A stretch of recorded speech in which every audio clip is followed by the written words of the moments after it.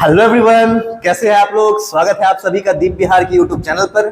मैं हूं आदित्य रंजन और आज हम लोग पढ़ने वाले हैं चैप्टर 1 फिजिक्स क्लास 10 में। टॉपिक है दर्पण की परिभाषा। क्या होता है दर्पण, वो हमने बता दिया था आपको कि दर्पण क्या है, लेकिन उसको परिभाषित करके एक अच्छा सा परिभाषा देना, क्योंकि एग्जाम पॉइंट ऑफ व्यू से परिभाषा बहुत इंपॉर्टेंट होता है। तो आज की वीडियो में हम लोग पढ़ने वाले हैं कि दर्पण क्या है, दर्पण कितने प्रकार का होता है, और दोनों जो दर्पण होते हैं, ऐसे मैं बता दूं पहले ही कि दो तरह के दर्पण होते हैं। एक समतल दर्पण होता है और दूसरा वक्र दर्पण होता है। तो उन दर्पण में क्या खासियत होती है, तो आज के इस वीडियो में हम लोग उसी पर बात करने वाले हैं।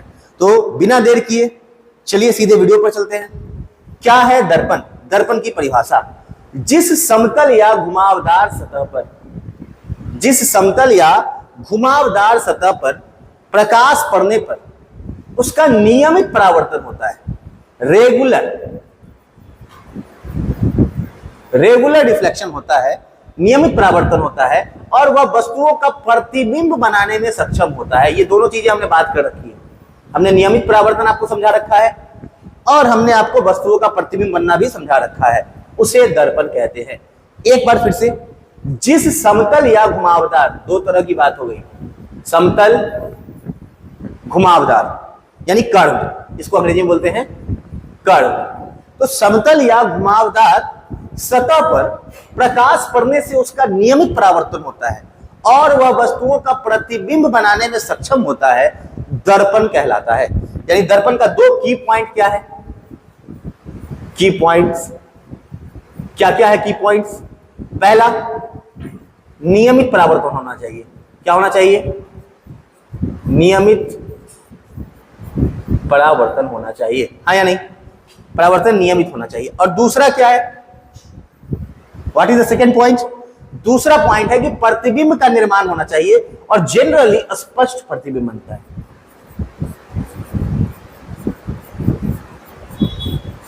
यानी दर्पण की दो खासियत होती है बच्चों। कौन कौन सी खासियत होती है? पहला खासियत यह होता है कि इस दर्पण से जो परावर्तन होता है वो नियमित होता है। यानी अगर आप एक फिक्स डायरेक्शन, सर्टेन डायरेक्शन से लेके आए हैं तो उसका परावर्तन एक सर्टेन डायरेक्शन में होगा, ये तय होता है ना। नियमित परावर्तन मैंने आपको समझाया था कि अगर किरणें आती हैं तो उनके जाने का पथ नियमित होता है। चलिए, और दूसरी बात ये थी कि इससे प्रतिबिंब का निर्माण होता है। प्रतिबिंब मैंने आपको समझा रखा है कि दो तरह का प्रतिबिंब होता है, या तो वास्तविक प्रतिबिंब या फिर आभासी या काल्पनिक प्रतिबिंब। तो दर्पण किसे कहते हैं? तो दर्पण घुमावदार भी हो सकता है और समतल भी हो सकता है। और इसका दो महत्वपूर्ण बात यह है कि इसमें नियमित परावर्तन होता है, रेगुलर रिफ्लेक्शन होता है, और वह वस्तुओं का प्रतिबिंब बनाने में सक्षम होता है। क्लियर? क्लियर? चलिए, अब इसका नोट पॉइंट एक है कि दर्पण एक महत्वपूर्ण प्रकाशीय यंत्र है। प्रकाशीय यंत्र यानी क्या? ऑप्टिकल टूल, ऑप्टिकल मशीन है, एक तरह का एक टूल है जिसके मदद से आप क्या करते हैं? विभिन्न स्थानों पर प्रतिबिंब निर्माण का काम करते हैं, प्रकाश का नियंत्रण करते हैं, और सुरक्षा उद्देश्यों के लिए भी किया जाता है। दर्पण का यूज बहुत जगहों पर होगा। जैसे एग्जाम्पल, लाइव एग्जाम्पल आप समझिएगा कि जब सैटेलाइट्स जाते हैं स्पेस में तो उनके जो बाहरी सतह होते हैं वहां पर सोलर पैनल होते हैं, सोलर पैनल्स। तो सोलर पैनल्स पर लाइट पड़ता रहे, इसके लिए वहां पर दर्पण भी इंस्टॉल कर दिए जाते हैं कि लाइट्स को लेकर और उस सोलर पैनल पर रखें, जिससे उसको एनर्जी प्राप्त हो। ठीक उसी तरह से आप जो है डेली यूज में घर पे चेहरा देखने के लिए दर्पण का यूज करते हैं। बाइक्स में जो साइड में मिरर देखते हैं आप, वहां पर दर्पण का यूज होता है। बड़े बड़े प्रयोगशालाओं में दर्पण का यूज होता है। दर्पण बहुत सारी कामों में आता है, यूज बहुत ज्यादा है उसका। जैसे आप जानते होंगे कि इसमें भी डॉक्टर्स भी दर्पण का यूज करते हैं, है ना।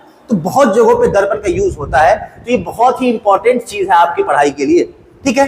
तो अब बात करते हैं कि दर्पण दो तरह के जो होते हैं वो दर्पण कौन कौन से होते हैं। चलिए, तो अब चलते हैं नेक्स्ट स्लाइड पर, चलते हैं नेक्स्ट स्लाइड पर और देखते हैं कि दर्पण के प्रकार क्या है। Types of mirror, types of mirror note भी करते चलिएगा बच्चों। टाइप्स ऑफ मिरर, मिरर के टाइप्स क्या क्या टाइप के होते हैं मिरर? तो एक्चुअली बहुत लोग बोलेंगे कि तीन तरह के दर्पण होते हैं। कुछ लोग बोलेंगे 4 तरह के दर्पण होते हैं, मैं बताता हूं क्यों बोलते हैं वो लोग। लेकिन एक्चुअल में अगर देखा जाए तो दर्पण मुख्यतः 2 ही प्रकार के होते हैं। एक होता है समतल दर्पण और दूसरा होता है वक्र या गोलीय दर्पण। गोलीय दर्पण को ले लेते हैं लोग, लेकिन एक्चुअल में वक्र दर्पण है।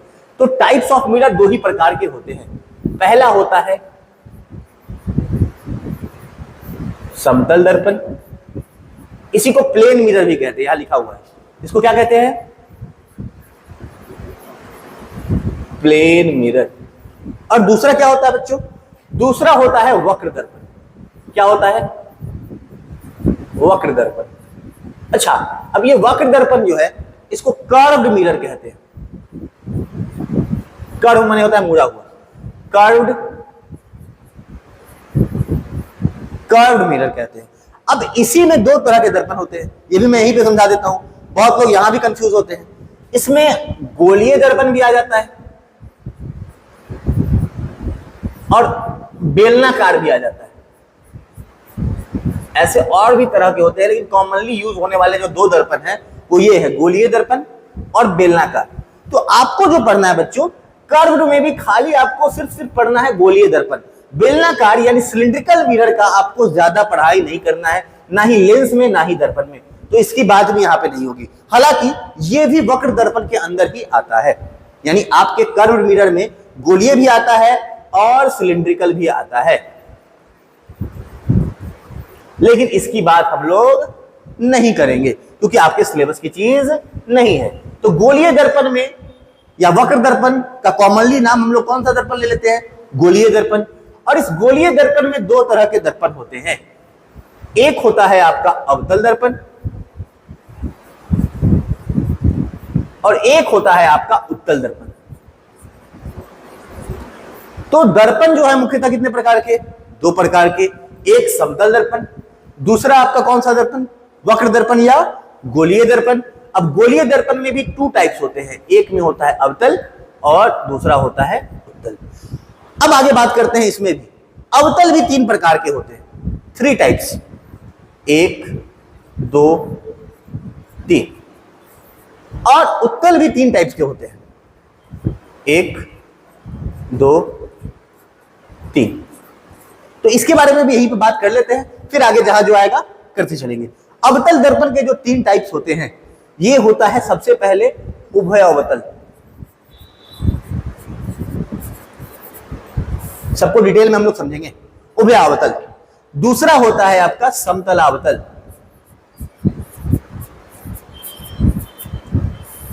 और तीसरा होता है आपका उत्तल अवतल।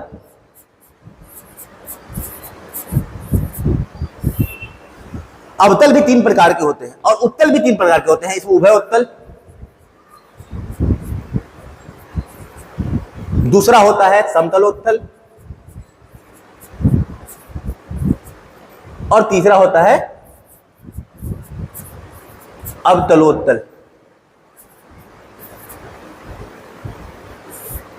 तो ये आपको नोट डाउन कर लीजिए, इसका एसेस ले लीजिए कि ये टाइप्स ऑफ मिरर है। ये बेसिक्स हमने आपको बता दिया कि क्या क्या होता है। 2 तरह के होते हैं, कौन कौन से? समतल दर्पण और वक्र दर्पण। वक्र दर्पण में भी हमने 2 बातें बताई आपको, गोलीय और बेलनाकार। लेकिन गोलीय में बेलनाकार आपको पढ़ना नहीं है, तो गोलीय में भी 2 बताया हमने, एक अवतल और एक उत्तल।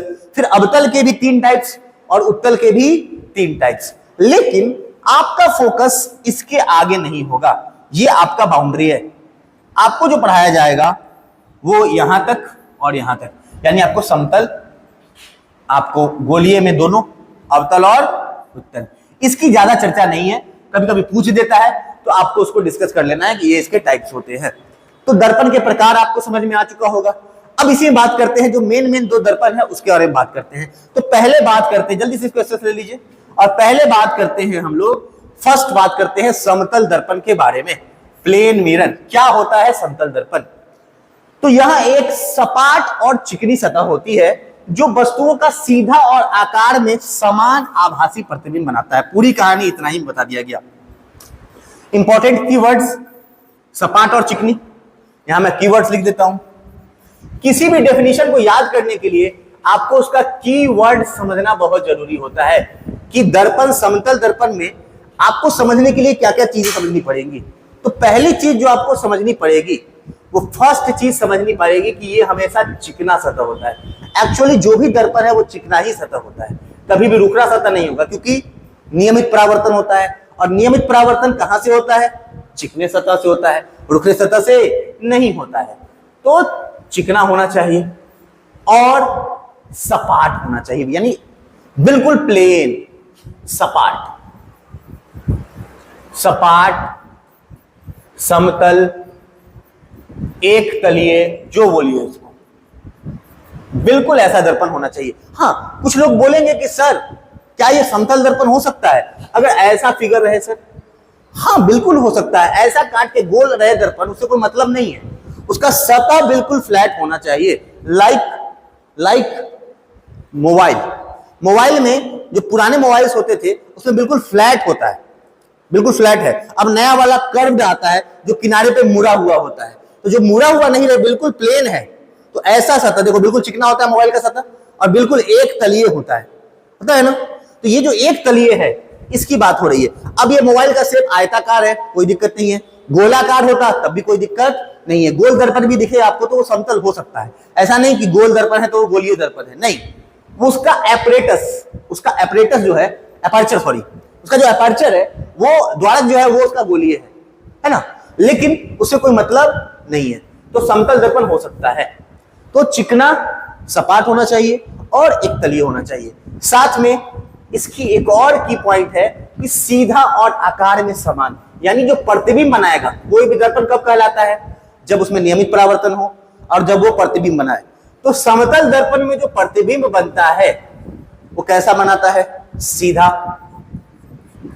हमेशा सीधा ही बनाता है। आभासी, ये सारी डिस्कशन हो चुकी है कि आभासी प्रतिबिंब किसको कहते हैं। आभासी और समान आकार का, ये इसका की पॉइंट बहुत इंपॉर्टेंट है। कई बार ऑब्जेक्टिव में पूछा जा चुका है कि कौन सा ऐसा दर्पण है जो सीधा, आभासी और बराबर प्रतिबिंब बनाता है। सीधा, आभासी और बराबर प्रतिबिंब बनाने वाला दर्पण केवल और केवल समतल दर्पण है। तो ये बहुत इंपॉर्टेंट की पॉइंट है, इसको आप हमेशा नोट डाउन करके रखिएगा। हम लोग समतल दर्पण में, और इसका एग्जाम्पल क्या है कि घर में उपयोग किया जाने वाला शीशा, जो हम लोग चेहरा देखने के लिए घर में यूज करते हैं, आपके अलमीरा पे, आपके ड्रेसिंग टेबल पे, जहां भी आपको दिखता है, फेस मिरर जो भी होता है, वो ज्यादातर समतल दर्पण ही होता है। क्लियर है? क्लियर है बच्चों? तो ये है आपका समतल दर्पण। समतल दर्पण हम लोग जब समझ चुके हैं, अब चलते हैं वक्र दर्पण की ओर।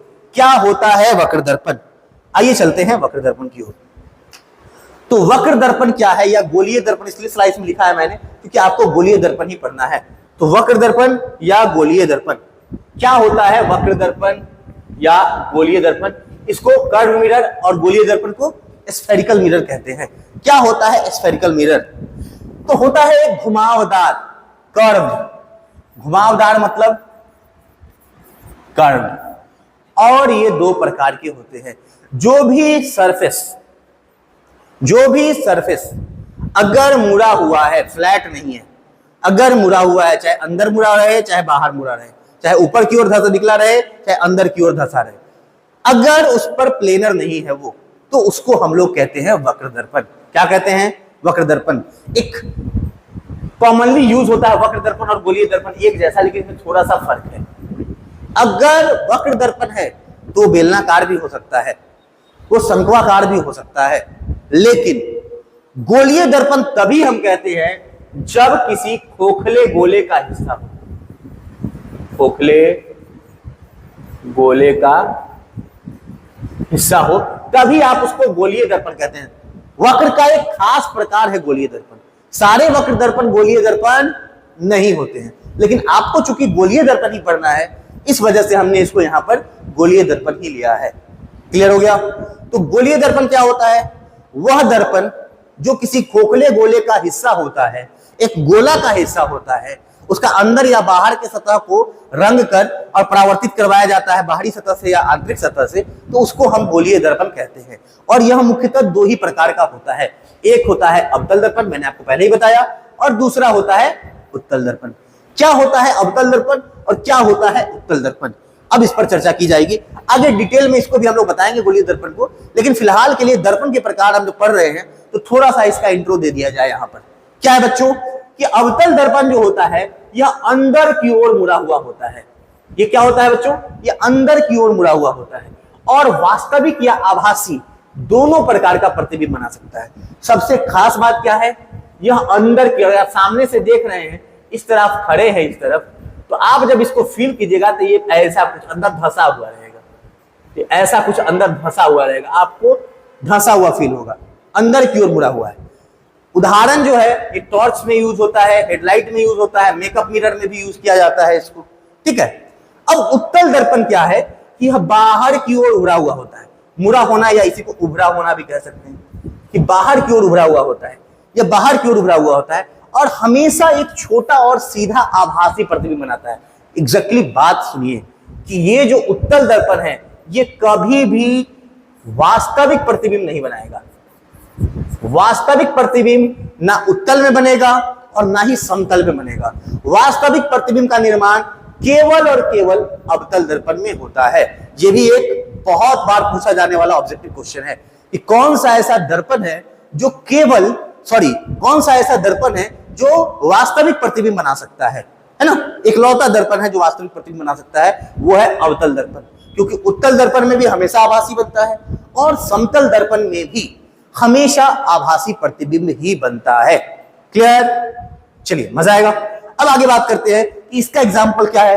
तो वाहनों के साइड मिरर में, मॉल वगैरह में सुरक्षा दर्पण के रूप में, पार्किंग में, हर जगह यूज किया जाता है इसका, तो पार्किंग वगैरह में भी यूज किया जाता है।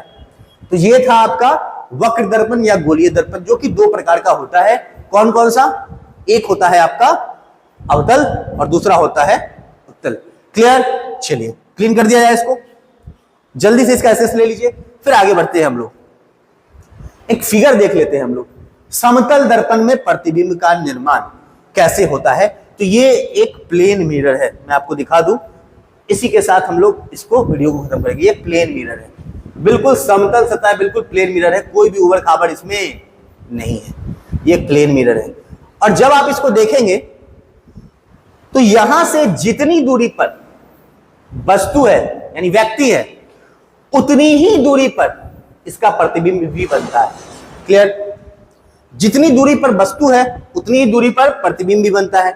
जितना आकार वस्तु का है, सेम हाइट, प्रतिबिंब का आकार भी उतना ही होता है, सेम हाइट, ठीक है।